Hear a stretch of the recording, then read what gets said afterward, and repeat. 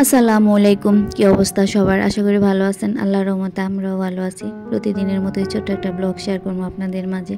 তো আজকে আমাদের সবসময় তো রোদ উঠতেই আছে, তা আজকে একটু বেশি রোদ উঠছে। এই কারণে ভাবলাম যেহেতু খাটের মধ্যেও অনেক পড়তেছে, রৌদ্র পড়তেছে, তো এই কারণে ওই ডালগুলি অনেক দিন ধরে মুগ ডাল, খেসারির ডাল, তারপরে বুট এগুলি আইনা রাখছে। তো এইগুলি আমি একটু রইতে দিলাম, যেহেতু অনেক দিন ধরে ডিবার মধ্যে রয়েছে, একটু রইতে দিলে আর কি ভালো আর কি থাকবে। এই কারণে সব কিছু করে নিলাম।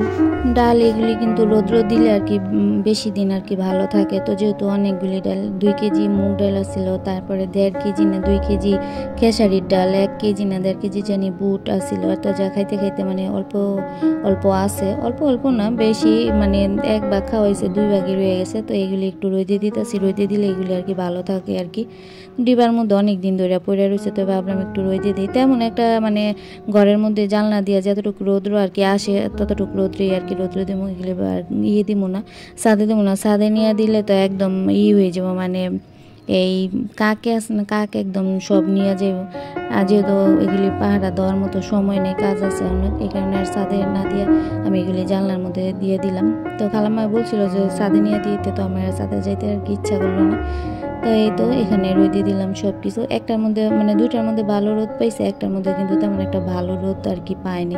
তো যাই হোক এইভাবেই সারাদিন দিয়ে রাখছিলাম। যেহেতু সকাল 8টা বাজে, মানে 8টা বা 7টার দিকে রৌদ্রটা খাটের মধ্যে পড়ে, আবার পড়ে এই সারা বিকাল মানে 4টা পর্যন্ত, এরকম 4টা বা 3টা পর্যন্ত রৌদ্রটা থাকে। তো এই কারণে আমি করলাম। এর মাঝখানে আমি আবার ডিবাগুলি মানে সাবান ধুয়ে রাখছি, যেহেতু এটা পরিষ্কার করে নিলাম, এই কারণে সাবান দিয়ে ডিবাগুলি ধুইলাম, রোদ্রে দিলাম, করলাম। এই তো এখানে 3 ধরনের ডাল আছে, মুগ ডাল, খেসারির ডাল, বুটের ডাল। আর আমার এই জায়গায় আছে না কাঁচামরিচ হয়েছে, আমি তো জানি না। সকালে মানে একটু পানি দিতে গেছি মরিচ গাছে, গিয়ে দেখি আমি খেয়াল করি নাই, মানে বাইরে তো যেহেতু গ্রিলের বাইরে দিছি কাঁচামরিচ গাছটা, তো দেখি অনেকগুলি মানে মাশাআল্লাহ মরিচ হয়ে রয়েছে। আর 2-3টা মরিচ হয়েছে পরে, মানে 2-3টা মরিচ খেয়ে ফেলাইছে পাখি। তো আমি তো আপনাদের আগে বলি যে আমার এই জায়গায় কোনো কিছু হইলে পাখি আগে খেয়ে ফেলায়, তো এটা কোনো ঘটনা না, পাখি খাকার জায়গা। মানে আমার ভালো লাগে যে আমার একটা জিনিস আনছি, আমি বুনছি আমার হাতে, তো ওইটার মধ্যে ফল আইছে, এই জিনিসটাই আমার কাছে আর কি বেশি ভালো লাগে। আমার এখানে একটা গাছ আছে, আমি এই গাছটারও নাম জানি না। যদি কোনো আপু মানে জানা থাকেন তাহলে আমার একটু জানাইন, কারণ কালকেও আমি এমন গাছটার নাম জানি না, তারপরে এক আপু আর কি বলছে গাছটার নাম কি। তো অনেক গাছই আছে যেগুলির আর কি নাম জানি না, আবার অনেকগুলি জানি। তো এই গাছটা আমার কী নাম আমি আবার এটা জানি না। এই গাছটা মানে আমার কাছে ভালো লাগছে, একটা ছিল গাছটা আর কি। তো এখানে এখন মাশাআল্লাহ দিলে 3টা গাছ হয়ে গেছে। তো আমি কিভাবে এটা মানে কইরা 2-3টা টবের মধ্যে বুনবো আমি এটাও বুঝতে পারতেছি না। যদি কেউ এরকম কেউ দেখে থাকেন আমার ভিডিওটা বা করেন, তাহলে আমার একটু জানেন গাছটা কিভাবে বুনবো। যে মাশাআল্লাহ 3টা গাছ এখানে কিন্তু হয়েছে, একটা আনছিলাম তো গেছে শীতের মধ্যে। এটা তো আনছি প্রায় মানে 3-4 বছর হয়ে যাবে আমার কাছে আছে। তো যাই হোক এর মধ্যে আমার 2টা গাছই হয়েছে। আর গেছে এবার শীতের মধ্যে সুন্দর 2টা ফুল দিছিল, মানে ফুলগুলি খুবই ভালো লাগছে, সাদার মধ্যে প্রায় কেমন ফুল, এই ফুল হয় না যেমন কলমি শাকে যেমন একটা ফুল হয় না, ওই ধরনের একটা ফুলই হয়েছে। আর মাঝখানে কেমন একটা মতো, মানে দেখতে খুবই ভালো লাগছে এইটা।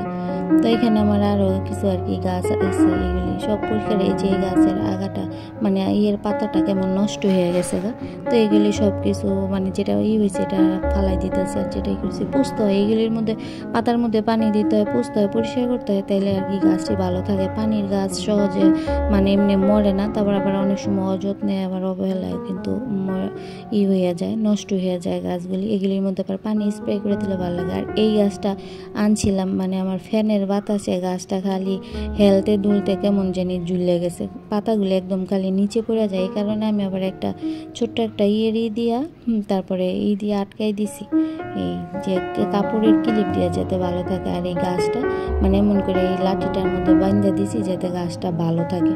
গাছটা ফ্যানের বাতাসে মনে হয় এমন মানে হিললে দুলে যেতেছে, মানে পাতা আছে না এক সোজা থাকেই না, পাতা আর কি পড়ে যায়। যেহেতু ফ্যানের অনেক বাতাস, আবার মাঝে মাঝে জিপসি ফ্যানটা চালায়, অনেক বাতাস থাকে, বাতাসের কারণে আমার গাছটা আর কি এমন হয়ে গেছে। তো ভাবতেছি এই গাছটা ঘরে থেকে নিয়ে বারান্দায় দিয়ে দেবো, বারান্দায় একদম গ্রিলের লগে বাইন্ধে দেবো, তাহলে একদম সুজ হয়ে থাকবে, এরকম একটা অবস্থা। তো এখানে এই জিনিসটা আমার বসার, আমার কোমরে আর কি সমস্যা আছে, কোমরে না মানে হাড্ডির সমস্যা আছে, তো এই কারণে ডাক্তার আমার এই জিনিসটা দিছে। এটার মধ্যে আমি সবসময় বসি এবং এটা যেখানে যাই নিয়ে যাই। আবার দেখা গেছে যেখানে বেশি দিন থাকা পরে মাঝে মাঝে যাওয়া পরে ওই জায়গায় একটা কিনে রাখছি, যেমন আমার বাবার বাড়ি আর কি কিনে রাখছি, ওইখানে গিয়ে ওইটার মধ্যে বসি। আর এখানে এটার মধ্যে বসি, মানে আমি এটা ছাড়া বসিই না, আমার পুরা মানে কোনো শক্ত জিনিসে বা বসা আর কি নিষেধ, এই কারণে এটা ব্যবহার করি। হ্যাঁ, আমার ঘরে অনেক বাচ্চারা এলে এই জিনিসটা নিয়ে অনেক মানে খেলে করে। তো যাই হোক, আজকে আমার তেমন একটা রান্না বান্না নেই, আজকে আলু ভর্তা, শুটকির ভর্তা আর বউয়া রান্না করবো। তো এখানে আলু সিদ্ধ দিয়ে গেছে, খালাম্মা এই দিয়ে গেছে দুয়ে টুয়ে। আর এখানে উনারে বলছি যে পেঁয়াজ কাটতে, কিন্তু উনি আছে পেঁয়াজ একদম ঝুড়ি করে কেটে লাইছে। শুটকির ভর্তা যে মানে মোটা করে একটু ছেঁচা পেঁয়াজটা দিব, এটা আর করে নেই। তো উনি কাটা সব কিছু করে রেখে গেছে, পরে আমি আর কি খেয়াল করছি যে উনি এইভাবে কাটতে। তো ফ্রিজে আগের এই পেঁয়াজ অনেক কাটা আছে, তো এই কারণে আর এটাই রেখে দিয়ে দিলাম আর কি। তো আমি সব কিছু এখানে যে ব্লেন্ডার করে নিছি, শুকনো মরিচ, তারপরে রসুন আর হচ্ছে শুটকি, আজকে চাপা শুটকির ভর্তা আর কি বানিয়েছি। এতগুলি চাপা শুটকি আনছিল, তো অনেক দিন আর কি ফ্রিজে রয়ে গেছে। আমি আবার চাপা শুটকি আর এই যে আরেকটা আছে ফেউয়া শুটকি আর কি, কে চিনে জানি না, কিন্তু আমগো এদিকে আর কি ফেউয়া শুটকি বলে। ওইটাও চাপা মানে পুঁটি শুটকির মতোই, ওইটা একটা কী মাছ জানি অনেক কাটা কাটা, তো ওইটাও ভালো লাগে, খারাপ না। দুটো একসাথে মিশাইলেও মানে কোনো লাগে না, চলে। তো এখানে আমি আবার বউয়াটাও বসাই দিছি।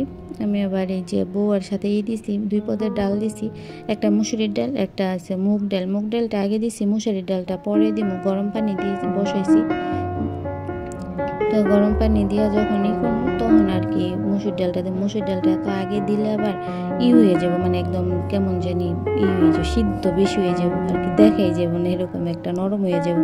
তো এই তো মুসুরির ডাল দিয়ে দিছি, এখানে পানি পর্যাপ্ত পরিমাণ পানি দিয়ে দিছি, সব কিছু দিয়ে লাড়াচাড়া দিয়ে রেখে দিলাম। বউ আর আনলাম। সবাই ভালো থাকবেন, সুস্থ থাকবেন, আল্লাহ হাফিজ।